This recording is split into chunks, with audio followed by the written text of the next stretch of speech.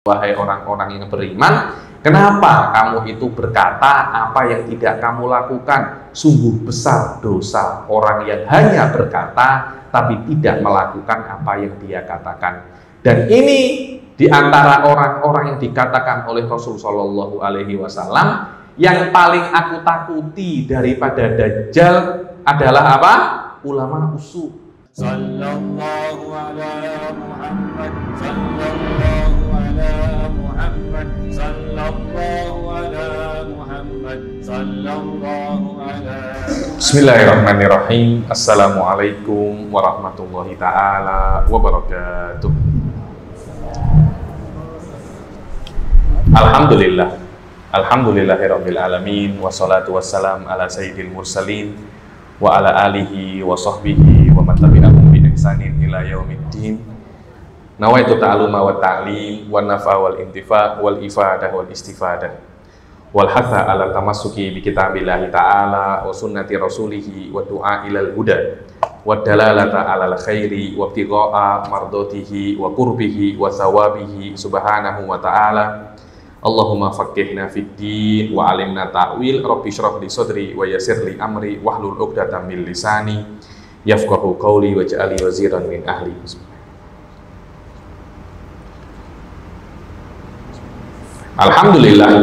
Alhamdulillah kita jumpa lagi di dalam kelas kedua daripada kitab Hidayatul Hidayah ini. Sebelum kita mulai raya, oke kan? Makan apa? Ada yang makan lemang? Berapa kilo habis? Memang di dalam bulan apa? Di dalam hari-hari tasyrik dan bulan apa namanya hari raya Idul Adha ini, ibadahnya itu makan dan minum. Puasa haram di situ. Puasa di hari raya dan hari tasyrik hukumnya haram karena pada hari itu Allah buat kenduri. Allah jemput semua untuk makan. Seperti kalau saya datang ke rumah tuan, dan sudah datang, istri dah masak, tiba-tiba tuan cakap, sila makan ya Habib. Maaf, saya puasa. Itu namanya akhlak yang kurang baik. Disunahkan ketika dijemput, jemputan biasa atau jemputan apa itu namanya kenduri, disunahkan untuk tidak berpuasa agar orang itu senang hati, tak kecil hati. Khusus untuk jemputan Allah, yaitu 5 hari Idul Fitri, Idul Adha, 3 hari tasyrik, haram berpuasa. Puasa di hari 5 hari ini tidak mendapat pahala, bahkan mendapat dosa. Kenapa? Karena 5 hari ini adalah jemputan Allah. Allah dah buat kenduri besar sangat. Semua dah apa namanya? Semua dah potong korban. Kita masih maaf ya Allah, saya puasa. Hal itu macam tak menghargai Allah Subhanahu wa ta'ala. Semoga kita dijadikan orang-orang yang bisa memahami hikmah-hikmah daripada segala ibadahnya. Amin amin ya rabbal. Di dalam kitab ini, pertemuan yang lalu Imam Ghazali menjelaskan bahwasanya orang yang menuntut ilmu itu dibagi menjadi 2 daripada aspek niatnya. Orang yang menuntut ilmu, karena menuntut ilmu itu agama terutama ya. Saya kira menuntut ilmu agama ini, kalau tuan-tuan dan puan-puan punya anak menuntut ilmu agama, kena sapot gila-gila. Seharusnya kalau tuan-tuan puan-puan punya anak gigil, yang satunya amik perobatan, yang satunya amik engineer, yang satunya amik agama, kena support yang agama, kena sapot yang agama lebih banyak daripada yang selain agama. Sekarang kebalikannya. Kalau punya 3 anak, yang satu markahnya paling teruk, letak pondok aja, nanti biarkan tuh guru yang setelkan. Jadi sekarang pondok ini sudah banyak orang-orang itu berpikir pondok itu tempat untuk budak-budak yang tak oke, budak-budak bodoh, budak-budak nakal, pondok aja. Yang pandai-pandai ini budak pandai, jangan letak pondok. Budak pandai ini perobatan, budak pandai ini engineering, accounting, ini yang bodoh-bodoh biar pondok aja. Nanti akhirnya budak-budak yang pondok tuh, yang bodoh tuh 10 tahun ke depan, 15 tahun ke depan menjadi tok guru, menjadi ulama, menjadi mufti. Kira-kira kalau basicnya dah bodoh, fatwanya macam mana? cakap-cakapnya macam-macam. Dan ini kan yang terjadi kan. Anda kalau tengok fatwa-fatwa di pelik-pelik itu, di negara-negara yang pelik-pelik itu, ada yang menghalalkan LGBT, ada yang menghalalkan riba, pelik-pelik. Mungkin yang menghalalkan semacam itu, mungkin dulu ketika belajar tertidur. Ustadznya menjelaskan, dia apa namanya? Tertidur semacam ini. Dan ini adalah efek kalau yang belajar agama itu tak pandai. Niat baik tak cukup. Kenapa? Pandai juga. Karena itu kalau tuan-tuan mempunyai anak yang belajar agama, kena sapot. Kenapa namanya sapot? Karena belajar agama secara khusus menurut saya sedikit berbahaya, terutama pada zaman ini. Karena kalau ada orang salah, contohnya ada dokter bersalaman dengan perempuan yang bukan muhrimnya, apalagi sampai cipikan-cipiki, cium pipi kanan, cium pipi kiri. Jadi ada ahlan wa sahlan Siti, orang biasa aja, tak ada masalah dokter, tak ada masalah engineer. Coba Habib buat macam itu, coba Ustadz buat macam itu, esok viral, Habib sesat, Ustadz yang sesat. Kenapa? Karena cipika dan cipiki. Maknanya perbuatan seorang ahli agama, dia akan ditengok oleh orang banyak. Karena itu kena sapot gila-gila, kena sapot yang orang tua kena sapot agar belajar yang benar ketika dah menjadi ulama, tidak berbuat hal-hal yang membuat kontroversial di dalam masyarakat. Ada dua macam orang yang belajar agama daripada aspek niatnya. Niat yang baik dan niat yang teruk. Kemudian setelah itu Imam Ghazali menjelaskan bahwasanya walakin yang bagi laka an ta'lama qabla kulli syai'in annal hidayata allati hiya thamaratul ilm. Dikatakan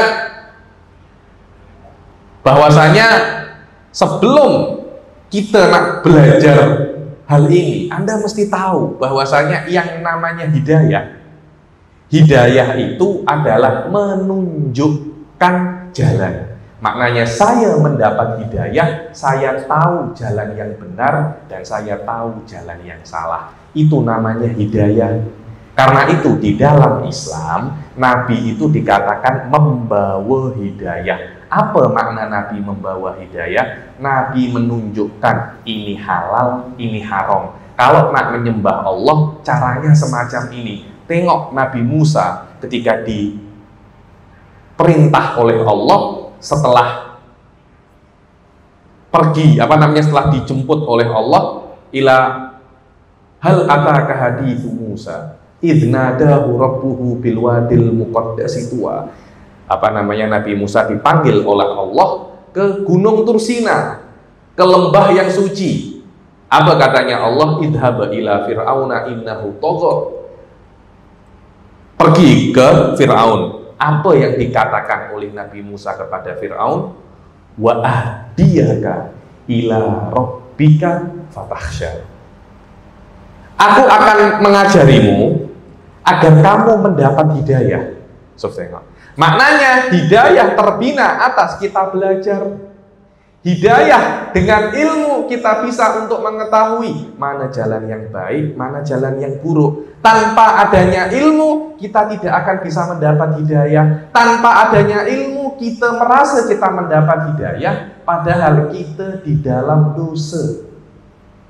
Berapa banyak orang-orang merasa dirinya berbuat taat, tapi dia berbuat maksiat dan dia tidak tahu itu adalah perbuatan maksiat. Saya ceritakan, saya pernah hadir di satu majelis taklim. Orangnya meminta saya untuk menjadi imam sholat asar. Oke. Lepas itu pengurusi itu membisik kepada saya, Habib, lepas sholat asar kita ada jamaah yang sakit. Dan saya minta lepas asar kita sama-sama jamaah sholat hajat. Saya cakap, Ustaz, sholat hajat setelah sholat asar hukumnya haram. Tidak boleh. Loh, benarkah Habib? Kami dah buat ini 10 tahun dah.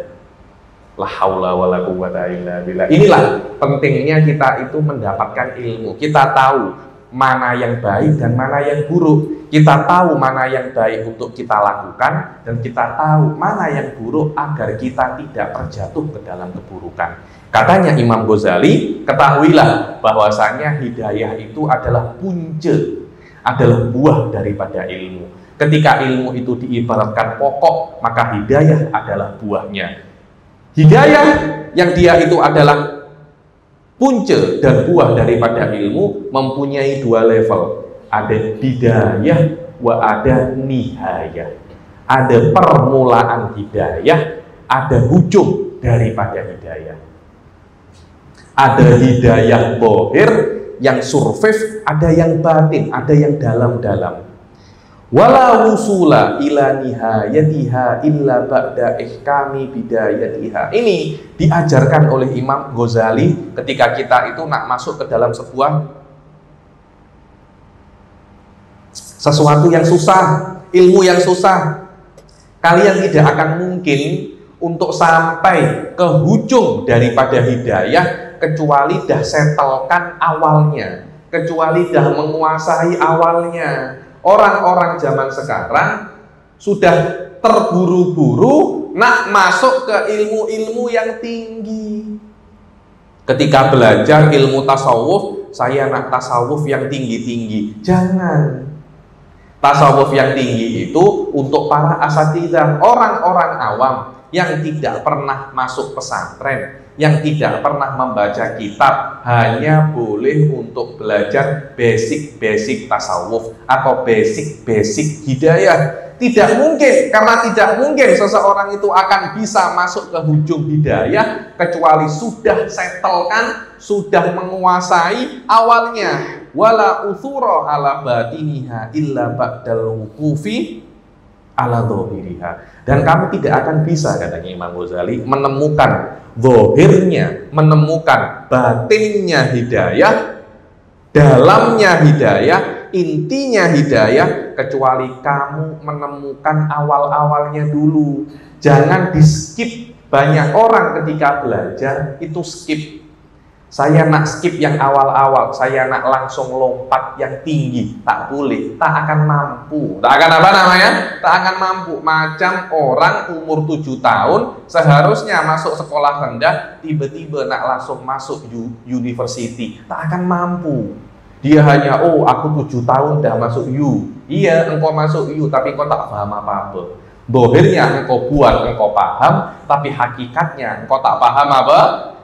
Inilah pentingnya Imam Ghazali. Kitab-kitabnya Imam Ghazali itu mempunyai keistimewaan bahwasanya orang yang membaca kitabnya Imam Ghazali seperti dia itu dinasehati. Seperti dia itu dinasehati. Karena itu ulama-ulama Hadramut selalu mengatakan di antara tanda orang munafik, di antara tanda orang-orang tak suka agama, di antara orang yang buruk adalah orang tak suka kitab-kitabnya Imam Ghazali.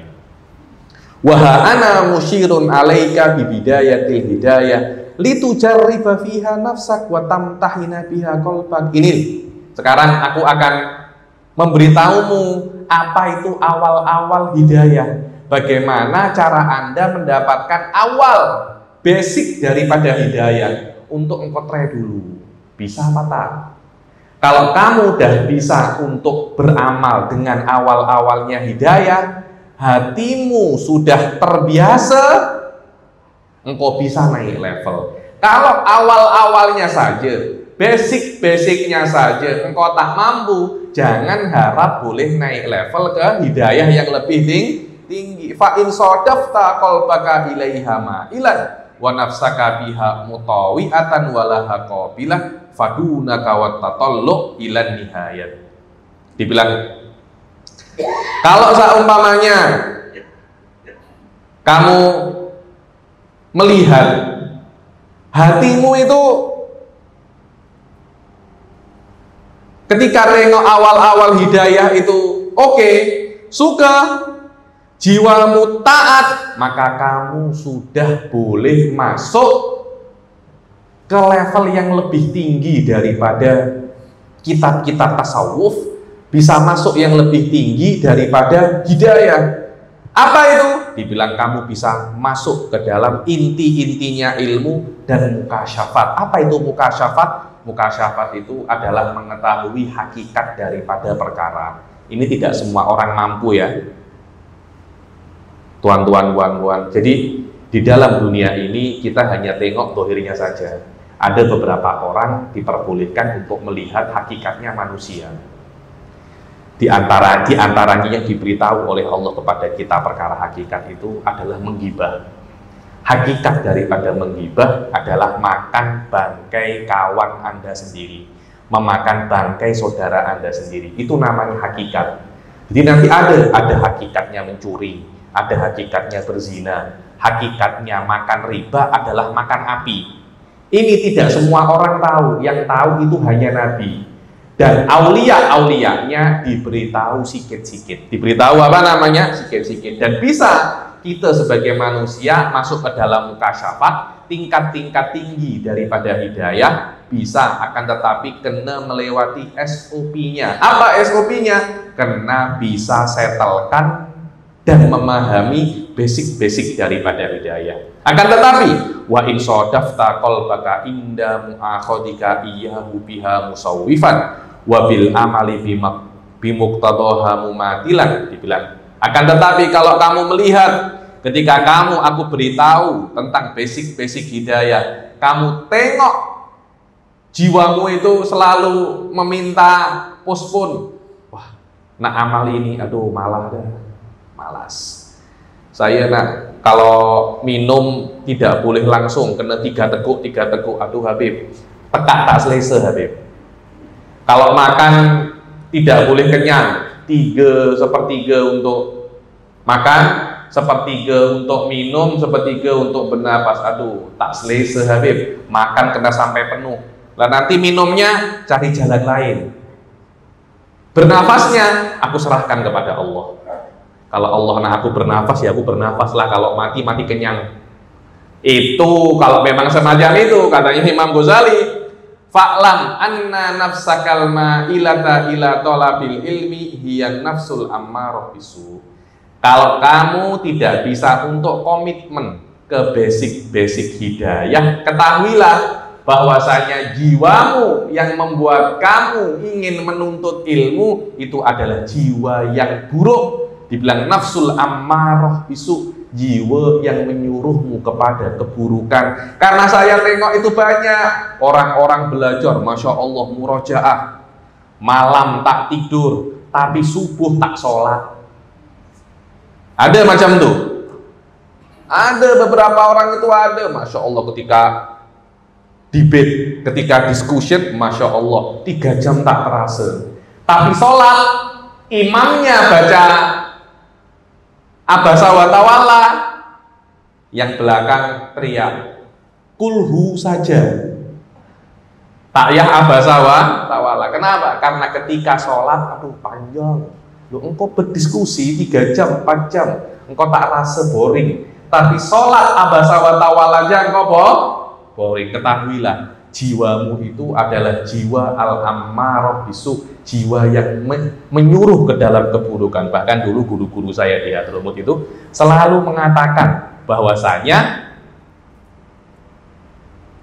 penuntut ilmu kalau tidak sholat duha 4 rakaat bukan penuntut ilmu. Penuntut ilmu kalau tidak tahajud bukan penuntut ilmu. Kita nak sholat duha aja malas, apalagi sholat tahajud. Subuhnya pun ketika waktu duha, subuh di waktu duha, sholat duha tapi ada kunutnya. Orang-orang kira ini sholat duha, tapi ketika rakaat kedua Allahumma hdina fiman hadait. Ada semacam itu di sini. Faiz tak semacam itu? Oh tak. Fa'lam anna nafsakal ma'ilata ila talabil ilmi hiya nafsul ammarah bisu wa qadin tahadat muti'atan li syaitonil la'in liyudalliyaka bihabli bururihi. Ketahuilah, jiwanya ini adalah jiwamu ini adalah jiwa yang buruk, sudah mentaati setan karena apa? Tipu dayanya. Sudah tertipu dengan tipu daya setan. Dan dia menuntunmu dengan jebakan-jebakannya ke ke dalam kehancurannya. Wa qasduhu an yurawwija 'alaika syarra fi ma'ridil khair hatta yulhikaka bil akhsarina amala. Dan yang namanya setan, dia itu lebih pandai daripada kita. Dia lebih pandai daripada majority orang. Kita ini cuma hidup 90 tahun, 100 tahun. Setan ini dah hidup beribu-ribu tahun. Sejak sebelum zamannya Nabi Adam, dia ada hidup dah. Dia ada hatam bagaimana cara untuk menyesatkan manusia. Setan untuk para penuntut ilmu, dia akan menjadikan, dia akan menghiasi keburukan di dalam bingkai ketaatan. Tak apa-apa, tak sholat, yang penting engkau hafal Al-Quran. Tak apa-apa, tak sholat, yang penting hadir dengan guru. Tak apa-apa, tak sholat, yang penting cinta kiai, cinta habib. Tak boleh semacam itu. Sholat adalah kewajiban. Banyak orang-orang itu tertipu dengan hal-hal semacam itu. Kita kena kejar, ada ulama datang, kita kena cium tangannya. Tapi di rumah hari-hari emak dan ayahnya tak pernah cium tangan. Kalau jumpa emaknya, "Mak, sehat ya?" Engkau jumpa emak apa jumpa kawan tuh? Jumpa ayahnya, "Bro." Cakap ayahnya apa? "Bro." Kalau ketemu gurunya, Masya Allah, berkhidmat cuci pinggan sampai pukul 3 malam. Berkhidmat cuci pinggan sampai pukul 2 malam. Tapi di rumah tidak pernah cuci pinggan untuk emaknya.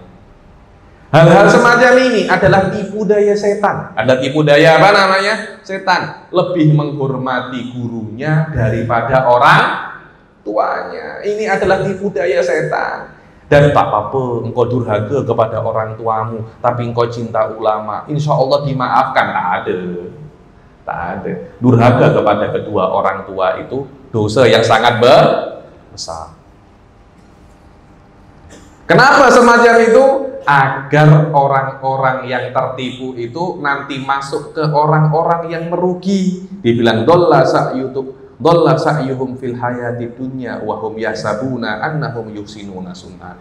Orang-orang yang amal perbuatannya itu teruk, akan tetapi dia merasa bahwasanya di dunia itu perbuatannya bagus. Masya Allah, aku khidmat dengan guru, aku belajar, tak apa-apa aku mencuri, tapi aku mencuri untuk belajar. Tak apa-apa aku berdurhaka kepada kedua orang tuaku, tapi aku cinta kepada guru-guruku, aku cinta kepada kiai, aku cinta kepada tok guru, aku cinta kepada habaib. Orang-orang semacam ini dolla sa'yuhum fil hayati dunia. Orang-orang yang disesatkan, yang ditipu oleh setan dengan bagaimana priority daripada apa? Amal. Wa inda dzalika yatslu 'alaika syaitanu fadlal ilm wa darajatal ulama. Ketika itu mulai setan langsung mengingatkan kamu dengan keutamaan-keutamaan ulama. Tidak ada masalah minum arak, dada, skandal dengan perempuan, yang penting Anda itu ulama, karena al-ulama warasatul anbiya. Ulama-ulama itu adalah pewarisnya para nabi. Loh iya, ulama yang macam mana dulu? Bukan semua ulama, ulama-ulama yang as-solihin, al-amilin, bukan ulama-ulama yang ahli maksiat. Wa ma warada fihi minal akhbari wal athar wa yulhika an qaulihi sallallahu alaihi wasallam. Selalu setan itu akan mengingatkan kita tentang fadilah-fadilah ulama. Walaupun kita itu maksiat, yang penting kita menuntut ilmu, setan akan terus membuat kita mengingat fadilah-fadilah ilmu, fadilah-fadilah menjadi ulama. Tapi dia tidak pernah mengingatkan kita dengan perkara-perkara yang mengancam ulama-ulama, orang-orang ahli ilmu yang tidak mengamalkan ilmunya. Di dalam sebuah hadis dikatakan, manis dada ilman walam yasdad hudan lam yasdad minallahi illa bu'da. Barang siapa ilmunya bertambah tapi hidayahnya tidak bertambah, hanya bertambah jauh daripada Allah, tidak bertambah dekat. Karena itu menjadi ulama agama itu senang-senang berbahaya menurut saya. Saya ini sudah mengajar banyak orang. Saya pernah mengajar orang awam, saya pernah mengajar orang kerajaan, saya pernah mengajar para penuntut ilmu, saya sekarang mengajar orang-orang master dan PhD. Saya tahu ada apa ya, ilmu agama ini berbahaya. Jika diletakkan ke orang yang tidak benar, dia akan boleh untuk menyesatkan banyak orang. Orang-orang semacam itu dikatakan ulama usu, ulama-ulama yang buruk, yang lebih teruk daripada Dajjal. Dajjal itu tahu, oh ini Dajjal. Ulama su, dohirnya ulama, tapi menyuruh kepada ketidakbaikan, menyuruh kepada keburukan. Wa an qaulihi sallallahu alaihi wasallam, inna asyaddan nasi adzaban yaumal qiyamah alimun lam yanfa'hullahu bi ilmi. Dan setan akan membuat dia lupa dengan hadis-hadis yang lain, diantaranya adalah hadis bahwasanya manusia yang paling pedih adabnya pada hari kiamat adalah orang yang diberi ilmu tapi tidak diberi manfaat atas ilmunya. Apa itu manfaat? Manfaat itu maknanya tidak berguna kepada orang lain.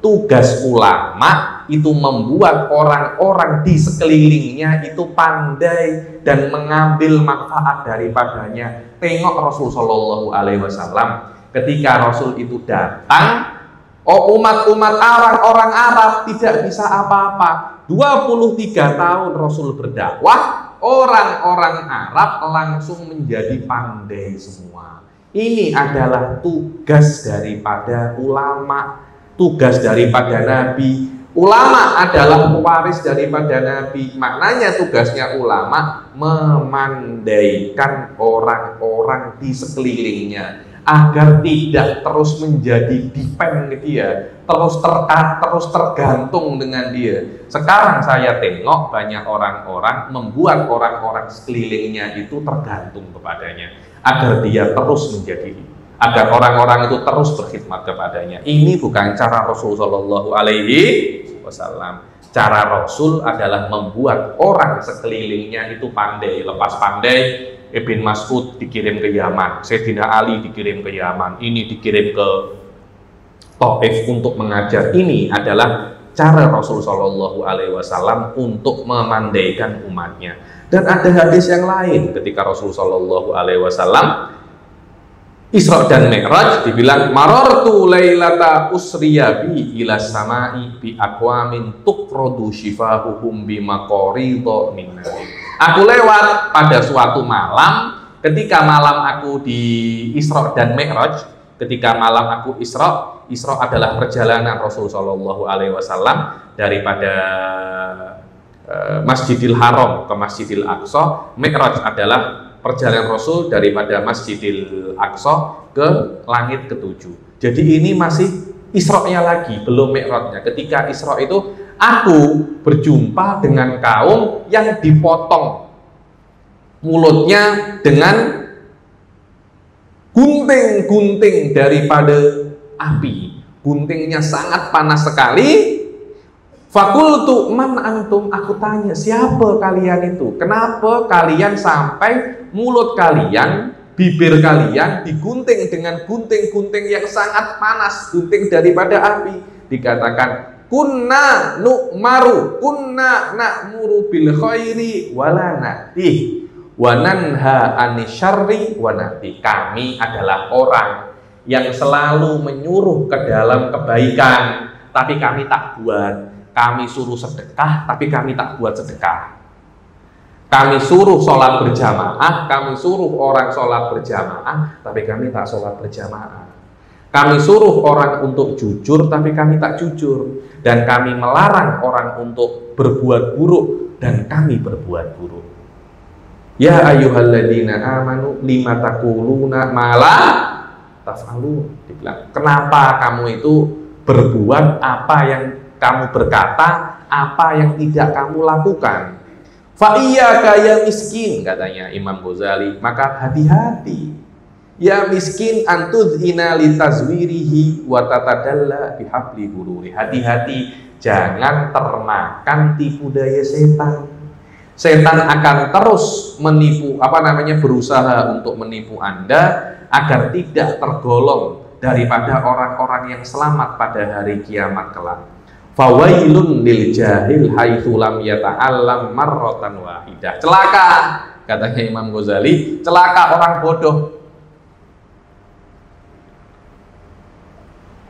Celaka bagi orang bodoh yang tidak belajar, tapi celakanya sekali. Jadi kalau berjumpa orang bodoh tidak belajar, katakan celaka bagimu, celakanya hanya sekali. Tapi orang yang punya ilmu tapi tidak mengamalkan ilmunya, celakanya 1000 kali. Dibilang wa wailun lil alimi haitsu lam ya'mal bi ilmihi alfa marrah. Dan celaka bagi orang alim yang tidak mengamalkan ilmunya 1000 kali. Kenapa? Saya cakap dari awal, menjadi ulama ini senang-senang bahaya. Senang-senang bahaya, karena apa yang dia lakukan itu menjadi dalil. Dulu itu Habib Salim Asyatiri rahimahullah, salah seorang guru saya di Rubat Tarim, datang ke Indonesia. Di Indonesia kan banyak orang merokok. Di majelis-majelis manapun Habib Salim ini pasti cakap tentang merokok. Tidak boleh merokok, merokok itu haram. Lah banyak pondok-pondok di Indonesia, pondoknya itu boleh merokok. Akhirnya datang ke sebuah pondok yang diperbolehkan untuk merokok. Siapa yang nak berhenti daripada merokok sekarang, maju, aku doakan berhenti merokok. Salah satu ustadznya pada saat itu, kiainya itu, gusnya datang minta doa. Ustadz Habib, saya minta doa untuk berhenti merokok. Didoakan oleh Habib Salim. Ustadznya tidak merokok, murid-muridnya tidak ada berani merokok. Sudah lepas 1 minggu, udah mulai apa? Udah mulai pening dah. Tak merokok mulai pening. Lepas 2 minggu tak tahan. Murid-muridnya anak merokok segan karena ustadznya tak merokok. Lepas 2 minggu ustadznya merokok. Murid-muridnya cakap ini dalil bahwasanya merokok itu boleh. Esoknya semuanya apa? Merokok semua. Kenapa? Ya karena yang melakukan itu adalah orang yang menisbatkan dirinya kepada agama. Bayangkan kalau ada ustadz setiap jumpa cipika-cipiki, orang-orang awam pun akan ikut cipika-cipiki, cium pipi kanan, cium pipi kiri. Karena itu menjadi ustadz ini menurut saya senang-senang bahaya. Kalau bagus, pahalanya banyak, tersilap dosanya, naudzubillahi min dzalik. Innalillahi wa inna ilaihi rajiun. Dibilang wa'lam rahimakallah annan nasa fi talabil ilmi ala thalathati ahwal. Ketahuilah, semoga Allah merahmati kalian, katanya Imam Ghazali, bahwasanya kalau kita melihat manusia itu menuntut ilmu ada 3 kondisi. Orang yang menuntut ilmu ada 3 kondisi. Yang pertama adalah orang yang menuntut ilmu lihat dakhirahu zadan ilal ma'ad. Kenapa kamu itu menuntut ilmu? Aku menuntut ilmu agar aku mendapat pahala. Dan aku jadikan pahalaku ini bekal untuk akhirat. Memang benar. Pahala yang paling besar menuntut ilmu. Benar, setelah syahadat, sunnah yang paling besar pahalanya bukan sholat, tak ada. Bukan baca Quran, tak ada. Menuntut ilmu. Tuan-tuan, puan-puan hadir di sini, ikut kajian semacam ini 45 menit sampai 1 jam lebih afdol daripada orang yang 1 jam sholat sunnah. Beribu-ribu kali lebih afdol. Ini bukan saya yang cakap. Imam Syafi'i mengatakan tolabul ilmi afdolu min sholatin nafilah. Menuntut ilmu itu lebih afdol daripada sholat sunnah. karena sholat sunnah untuk diri kita sendiri, tapi menuntut ilmu kalau kita paham untuk diri kita sendiri dan orang lain. Jadi kenapa kamu menuntut ilmu? Saya kemarin itu tadi malam saya hadir kajian kitab para graduate, para alumni daripada pondok pesantren Sidogiri. Dah tua-tua dah bekerja di Malaysia, tapi tetap menuntut ilmu, tetap mengaji dengan kiainya. Ini adalah spirit yang mesti kita contoh. Menuntut ilmu itu bukan ketika muda saja. Menuntut ilmu itu lifestyle yang mesti kita bawa sampai mati. Karena menurut saya, wallahu a'lam, di antara meninggal yang paling afdol, lebih daripada ketika sujud, lebih daripada ketika puasa, adalah bagaimana kita meninggal dalam keadaan kita menuntut ilmu. Karena menuntut ilmu lebih afdol daripada sholat. Maknanya meninggal dalam keadaan menuntut ilmu lebih afdol daripada meninggal dalam keadaan sholat. Dan ini memang susah, sangat susah sekali menuntut ilmu. Ya Allah, susahnya. Tuan-tuan, puan-puan, tengok, kalau punya anak, coba buat pergi ke pondok untuk menuntut ilmu. Nanti pasti anaknya menangis, minta pulang. Di rumah tak pernah eczema ya Pak? Gatal-gatal itu. Tiba-tiba di pondok gatal-gatal. Sampai ke rumah sembuh. Ada aja masalah itu. Kenapa? Itu memang karena setan nak kacau. Setan beranggapan bete kita setelkan budak ini ketika masih kecil. Nanti lepas jadi ulama, dia setelkan kita. Karena itu ketika kecil kita setelkan dulu. Pasti semacam itu. Walam yaksib bihi illa wajhullah ta'ala wad daral akhirata fahadza minal faizin. Orang yang menuntut ilmu hanya untuk bekal di akhirat. Kenapa kamu menuntut ilmu? Aku menuntut ilmu untuk bekal di akhirat. Saya tak nak apa-apa. Aku menuntut ilmu bukan untuk menjadi PhD, bukan untuk menjadi macam Habib Ali Bakir itu LCMA PhD. Saya bukan nak dapat kelayakan akademik. Saya nak dapat ilmu untuk pahala saja. Guru saya Mufti Tarim Syekh Muhammad bin Ali Baudon, ketika ditanya, beliau ini mufti, tapi saya kira high school-nya tak ada kelayakan, tak ada sijil, hanya murni menuntut ilmu untuk agama. Saya tanya, Syekh, antum itu menuntut ilmu untuk apa? Saya menuntut ilmu untuk menyempurnakan diriku. Karena ketika aku mendapat ilmu, aku lebih sempurna sebagai manusia, dan untuk mencari ridho Allah. Saya terkejut, oh masih ada orang-orang semacam ini pada zaman ini. Dikatakan oleh Imam Ghazali, orang semacam ini dikatakan minal faizin, daripada orang-orang yang berjaya. Yang kedua, rajulun talabahu liyasta'ina ala hayatihil ajilah wa yanala bihil izza wal jaha wal mal. Ada satu orang laki-laki, seseorang menuntut ilmu. Kenapa kamu menuntut ilmu? Agar aku boleh mendapat kehidupan yang layak di dunia. Kalau aku ada PhD, gajiku besar, saku hatiku banyak, kedudukanku di masyarakat oke, mendapatkan jabatan dan mendapatkan uang. Dan dia tahu itu, bahwasanya aku menuntut ilmu untuk dapat uang, dan aku tahu itu tidak baik, tapi aku tetap melakukannya.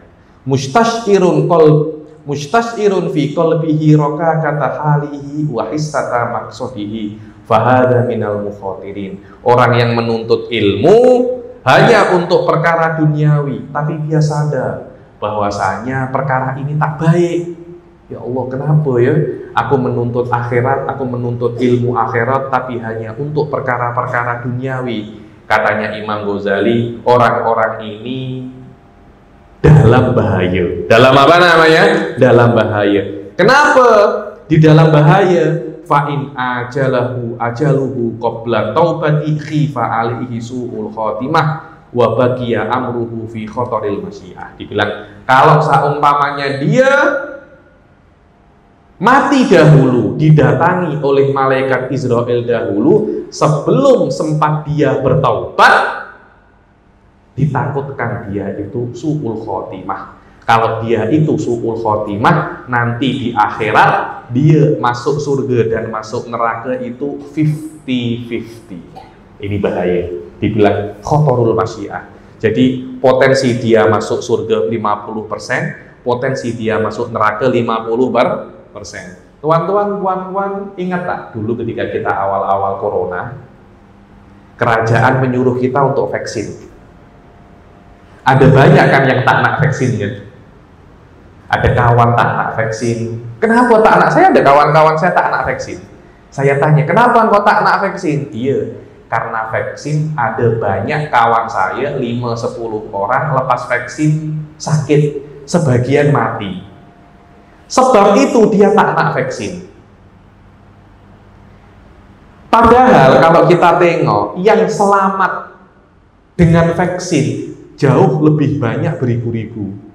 Yang mati mungkin cuma 100 atau 50 orang. Dia sudah tak nak. Tuan-tuan, puan-puan, kalau tengok obat Panadol tuh, kalau ada obat, orang minum obat, penyakit, sakit, minum obat, 9 sembuh, 1 mati, obat ini tidak punya kelayakan. Karena lebih potensi matinya itu, potensi tak selamat itu kena lebih kecil, saya kira 5% atau 2%. Maknanya kalau ada 100 orang semuanya sakit, minum itu 2 atau 3 orang saja yang tak sehat menjadi sakit, yang lainnya kena sehat semua. Baru obat itu mempunyai kelayakan karena potensi untuk selamat besar. Bayangkan nanti kita orang lah kita ya, semua dia jadi semacam itu, orang yang menuntut ilmu hanya untuk mendapat duniawi dan dia tahu itu perkara yang buruk, masuk surga dan masuk nerakanya itu 50-50, 50% surga, 50% neraka. Itu kira-kira takut apa tak? Sangat takut sekali, sangat bahaya sekali. Karena itu dikatakan khotorul masyiah. Orang ini di dalam bahaya masyiah. Masyiah keinginan Allah. Kalau Allah nak, akan masukkan dia ke dalam surga. Kalau Allah tak nak, akan masukkan dia ke dalam neraka. Kalau orang ini diberi taubat, diberi hidayah untuk taubat sebelum dia mati, dan dia menambahkan amal di dalam ilmunya, dan dia beramal sebelum dia meninggal, insya Allah akan masuk di dalam golongan, di dalam puak-puak orang yang selamat, orang yang berjaya. Dan dikatakan fa innat taiba minadz-dzambi kaman la dzambalah. Orang yang bertaubat daripada dosa macam orang yang tidak mempunyai dosa. Dan ini yang paling berbahaya. Rajulun salithun, orang yang ketiga. Siapa itu ya Habib? Orang yang ketiga, katanya Imam Ghazali, orang yang ketiga ini adalah orang yang dikuasai oleh setan. Dan dia menggunakan ilmunya sebagai dariatan, sebagai jalan untuk memperbanyak hartanya. Dan berbangga-bangga dan sombong dengan kedudukannya. Dan berbangga-bangga dengan banyak followersnya. Sekarang ini sudah terjadi dah. Saya berjumpa beberapa kawan saya yang menuntut ilmu, selalu tanya kepada saya, Ali, engkau punya Facebook followersnya berapa? La haula. Seorang ulama itu tidak ditentukan dengan banyaknya apa? Followers atau subscribers. Tapi subhanallah, zaman sekarang adalah zaman followers. Dianggap ulama kalau followersnya banyak. Yadkhulu bi ilmihi kulla madkhalin raja'a ayyakdiya minad dunya wa tarab. Dia masuk kemanapun ke orang kerajaan masuk, ke bisnismen masuk. Semua itu untuk apa? Semua itu agar dia bisa untuk memperbanyak uang dan hartanya. Dan di atas itu dia masih mengira bahwasanya dirinya itu adalah ulama, kedudukannya dia itu tinggi. Orang-orang semacam ini dikatakan minal halikin, orang-orang yang hancur dan orang-orang yang bodoh tertipu daripada setan. Nah, ada kan? Nah, ada. Sila. Terus ada masalah.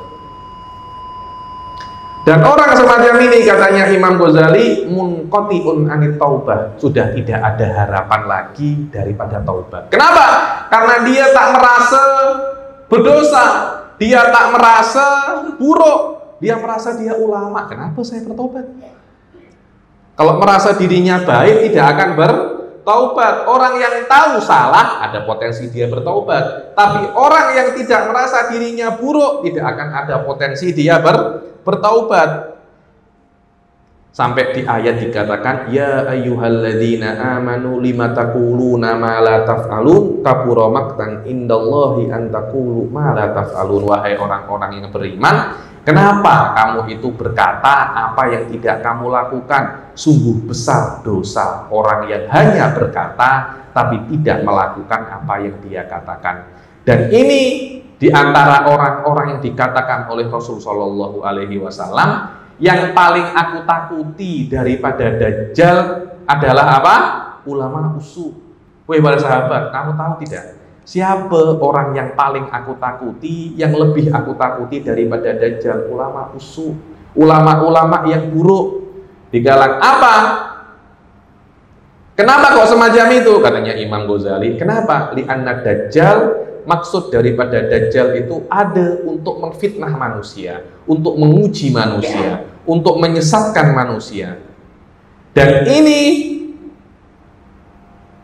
orang alim ini, walaupun dia cakapnya oke, tapi perbuatannya tidak oke, dengan perkataannya menyuruh orang ke dalam kebaikan, tapi perbuatannya menyuruh orang ke dalam kemaksiatan. Dan perbuatan lebih fasih daripada perkataan. Dikatakan oleh para ulama, lisanul hali afsahu min lisanil maqali. Dibilang perbuatan itu lebih fasih menunjukkan daripada perkataan. Fama afsadahu hadzal maghrur bi a'malihi aktsaru mimma aslahahu bi aqwalihi. Maka ulama-ulama semacam ini merusak umat-umatnya, merusak manusia dengan perbuatannya lebih banyak daripada dia berbuat baik dengan perkataannya. Karena orang bodoh tidak akan berani berbuat maksiat. Benar itu. Orang bodoh tidak akan berani berbuat maksiat sampai dia melihat ulama berbuat maksiat. Lepas ulama berbuat, baru dia berani berbuat. Ustadznya buat, kenapa kok tak boleh buat? Kiai je buat, Habib je buat, Tuk Guru je buat, kenapa aku tak boleh buat? Maknanya dialah yang membuat orang awam berani untuk berbuat maksiat. Itulah yang dikatakan sunnatun sayyi'ah, contoh yang kurang baik. Setelah semacam itu, jiwanya itu mengatakan kepada dirinya, tak apa, orang-orang buat macam itu, tapi still kamu tuh adalah ulama. Hal semacam ini adalah tipu daya setan dan membuat dia tidak mungkin untuk bertaubat. Wa nafsuhul jadilah mudillatun ma'adzalika wa tumannihi wa turajjih wa tad'uhu ila an yamunna 'ala Allahi bi ilmihi wa tukhayyilu ilaihi nafsuhul ammarah annahu khairun min katsirin min ibadi. Terus dia merasa dirinya itu ulama dan jiwanya, nafsunya selalu mengatakan dia lebih baik daripada hamba-hamba Allah yang lain. Maka katanya Imam Ghazali, wahai para penuntut ilmu, jadilah dari kelompok yang pertama yang hanya menuntut ilmu untuk perkara ukhrawi. Jangan sampai menjadi yang kedua, karena itu berbahaya. Apalagi sampai menjadi kelompok yang ketiga, pasti akan jatuh ke dalam dasar daripada neraka dan tidak mungkin untuk bertobat lagi. Kalau kamu bertanya, apa sih bidayatul hidayah? Apa basic-basic daripada hidayah agar aku try jiwaku di situ? Kejap lagi katanya Imam Ghazali akan aku jelaskan bahwasanya bohirnya daripada hidayah itu secara umum adalah bohir ketakwaan. Apa itu bohir ketakwaan? Anda menuruti semua perintah Allah dan menjauhi seluruh larangannya. Dan ujungnya adalah batin takwa. Dan apa itu ketakwaan? Ketakwaan adalah ibarat daripada melakukan perintah Allah dan menjauhi larang-larangannya. Selama ketakwaan itu adalah ibarat daripada melakukan segala perintah Allah dan menjauhi segala larangannya, ada dua makna daripada ketakwaan, maka kitab ini pun akan aku bagi di dalam dua bab. Bab yang pertama aku akan menjelaskan apa saja ketaatan, dan bab yang kedua akan aku jelaskan apa saja maksiat yang mesti Anda jauhi. Inilah yang namanya ketakwaan. Insya Allah pertemuan yang akan datang saya akan jelaskan, mulai kita masuk di dalam ketaatan. Apa saja ketaatan? Setelah bab itu selesai, kita akan masuk di dalam apa saja perkara-perkara yang dilarang oleh Allah. Kalau kita boleh settlekan ini, kita boleh komitmen dengan apa yang ada di dalam kitab Bidayatul Hidayah ini, insya Allah yang akan datang, kitab-kitab yang selanjutnya, amal-amal yang selanjutnya, kita akan melakukannya dalam keadaan kita sudah siap. Kita dah prepare untuk naik level sebagai seorang yang bertakwa. Semoga Allah Subhanahu wa Ta'ala menjadikan kita orang-orang yang diampuni oleh Allah, bisa untuk masuk ke dalam dhahirut takwa, kemudian naik level kepada batinut takwa. Semoga kitab Bidayatul Hidayah ini bisa menjadi pegangan kita di dunia serta di akhirat. Semoga kita mendapat syafaatnya Rasul dan syafaatnya para ulama, khususan Imam Ghazali, karena kita ya Allah bersambung dengan Imam Ghazali dengan membaca kitabnya beliau Bidayatul Hidayah. Dan semoga Surah Nurus Sobah ini terus makmur dengan pengajian-pengajian, dan semoga para jamaahnya juga makmur dengan rizki zahir dan batin, rizki maknawi dan rizki jismani. Amin amin ya rabbal alamin. Allahumma ja'al hadal jam'a jam'an marhuma wa tafarruqana min ba'dihi tafarruqan maksuma wa la taj'al fina wa la minna syakiyan wa la mahruma. Allahumma la tada'lana dhanban ila ghafarta wa la syakiyan ila as'atah wa la dhaliman ila hadaitah wa la madluman ila nasartah wala hajatan min hawaiji dunya illa laka fiha ridha wala nafiha shalah ya rabbal alamin. Rabbana arinal haqqa haqqa warzuqna tiba'ah wa arinal batila batila warzuqna sinabah. Rabbana atina fid dunya hasanah wa fil akhirati hasanah wa qina adzabannar. Wa sallallahu ala sayyidina Muhammadin wa ala alihi wa sahbihi wa sallam wa ala hadhihi niyyah wa ala kulli niyatin shalihah. Al-Fatihah. Alhamdulillahi minasyaitonir rajim. Bismillah. Ar-Rahmanir-Rahim, Maliki Yaumiddin, Iyyaka na'budu wa iyyaka nasta'in, ihdinas siratal mustaqim, siratal ladzina an'amta 'alaihim.